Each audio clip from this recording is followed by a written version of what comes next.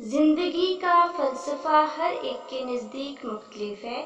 جو جیسے حالات سے گزرا، زندگی اس کے نزدیک وہی ہے۔ کچھ لوگ اپنے مطلب کی آڑ میں دوسروں کے احساسات کے ساتھ کھیل کر خود کو افلاطون سمجھتے ہیں۔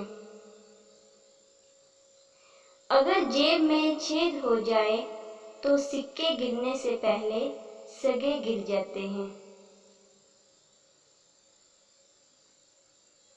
جس کی انا اس کے قد سے اونچی ہو، وہ شخص رشتے نبھا ہی نہیں سکتا۔ زندگی یہ نہیں چاہتی کہ ہم سب سے بہتر ہوں، زندگی بس اتنا چاہتی ہے کہ ہم سب سے بہترین کوشش کریں۔ اچھی بات کو جان لینا کافی نہیں، اسے اپنے اوپر لاگو کرنا ہوگا۔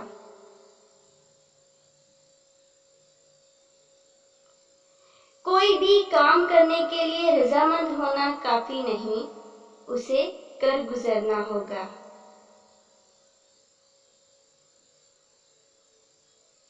آپ کا ذہن ایک باغ کی طرح ہے اور آپ کی سوچیں بیج ہیں۔ آپ اپنے باغ میں پھول بھی اگا سکتے ہیں اور جڑی بوٹیاں بھی۔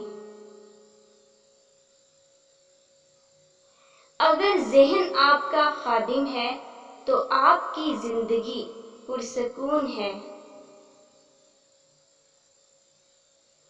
ایسے خواب کو عزت اور تعریف سے دیکھیں جو آپ کو اڑنے پر اکساتا ہے۔ Thanks for watching.